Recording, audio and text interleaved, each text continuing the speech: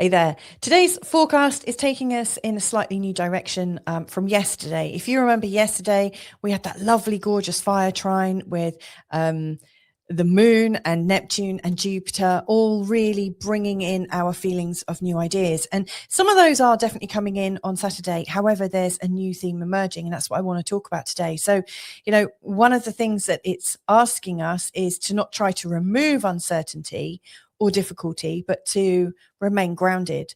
And so what I'm going to do today is have a look at three of the biggest aspects that are going on, and to really talk about the pattern, but also the meaning that we're getting from the pattern, and then also the practice that we might need to feel into to be able to answer today's question, which is, how can I stay grounded even when everything around me is going a little bit nuts? So let's get going. The first thing I want to draw your attention to is the fact that we've got Neptune sextile to Pluto. Now, whilst this looks like a really big thing, and it is in world terms, this is a very, very rare aspect. And so one question we might have is like, what is that Neptune sextile Pluto energy? And what I would say it's like an atmospheric energy where Neptune is representing what is unknown, what is felt in an amorphic way.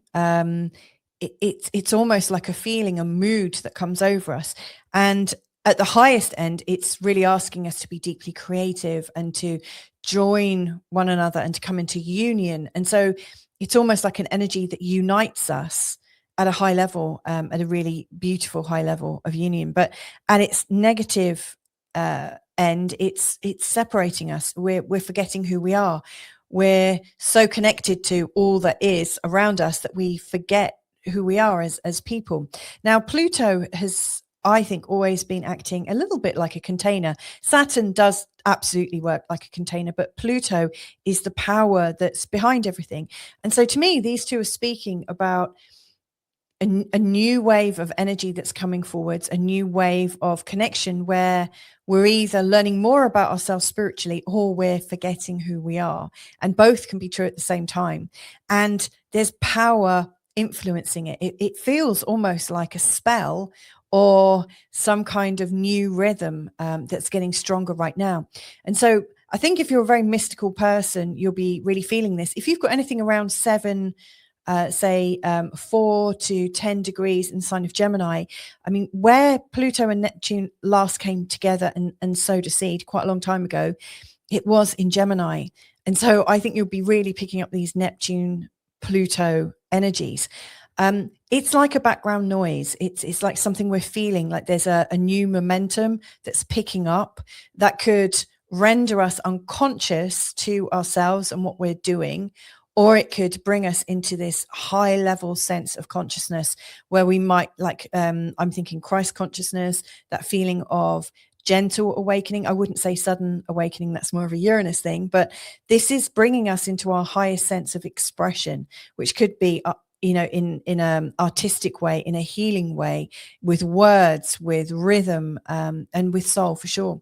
And so, yeah, there's something underneath everything on Saturday that's coming in and feeling kind of alive, but maybe a little bit dangerous, a little bit lurky. That Pluto element could really transform us, but we do need to give it an eye, just pay a little bit of attention to it. So that's the underlying energy. Now we've also got a stabilizing energy that's happening on Saturday, and that would be the moon going into a trine with Saturn. So if we think about it, on Friday with the lovely, glorious, really glorious grand trine with Neptune and Jupiter and the moon. We're still going through that actually a little bit.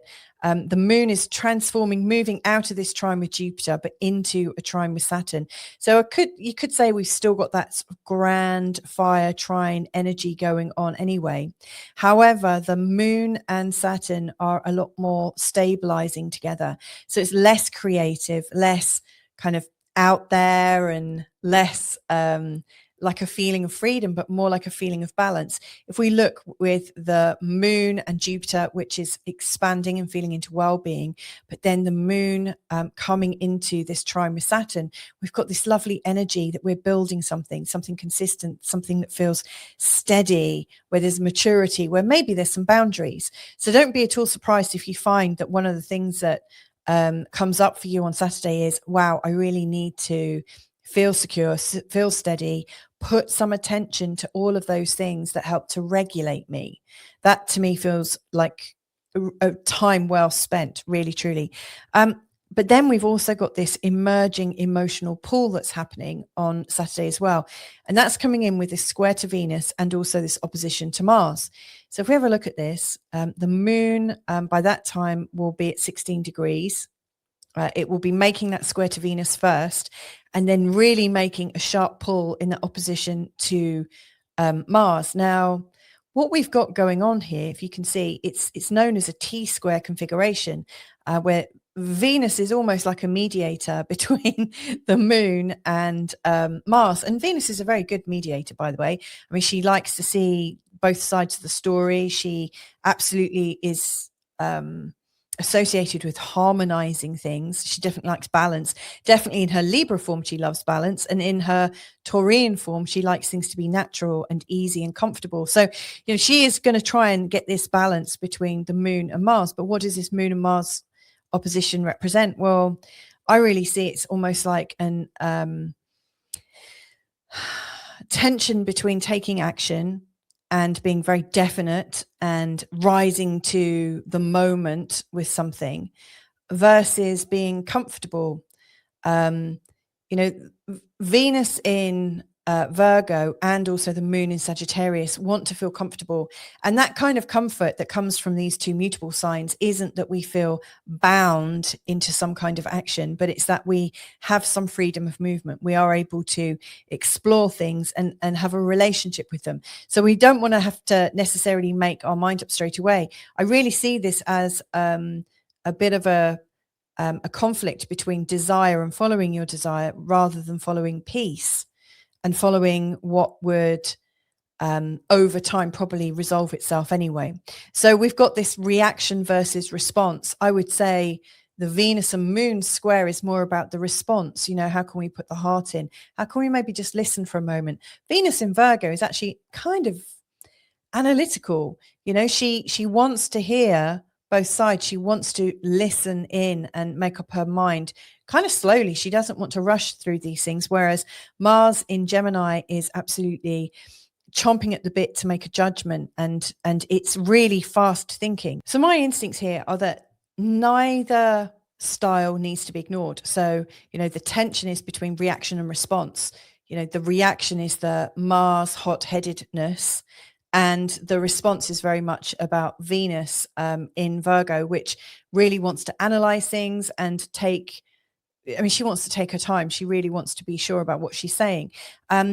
Both are true at the same time, but how are you going to manage this balance?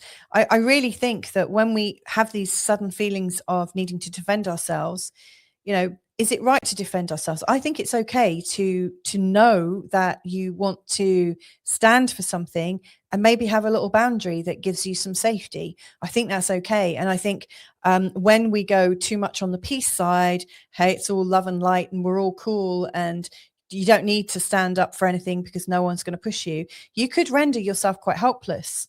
And yet, if you go all out hammer for tongs with your assertions and like, you're wrong, you're this, blah, blah, blah, it's going to go really pear-shaped. So it's like getting the balance right. And again, that's where the moon coming into a trine with Saturn is so helpful because it's very grounding. And so again, like I said at the start, this isn't asking you what could you remove from your life to get rid of uncertainty and to feel clear. It's really asking, how can you stay stable even when you feel like you're being jostled about and pulled about? And I think that's really the overall meaning for this.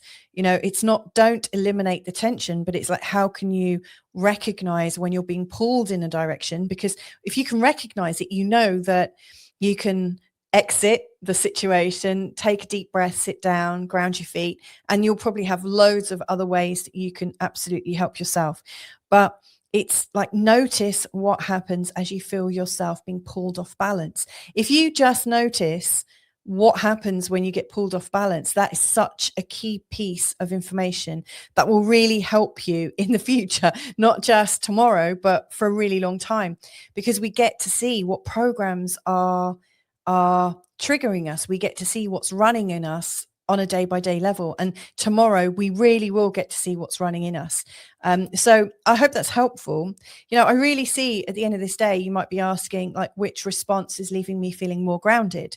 Which response here is helping me feel calm in my body? Where does my nervous system feel calm and clear and shiny, rather than being trampled on and feeling victimy? So yeah, this is interesting. So again, from that gorgeous, expansive fire trine to this more guarded one, as we come into Sunday, the energy is going to shift again. In fact, tomorrow I'm going to be talking about why it is the whole world feels like they're reacting to very, very different charts. So stay tuned for that tomorrow. If you want to join me, that'd be brilliant. But have a great day and catch up with you all soon. Lots of love. Bye for now.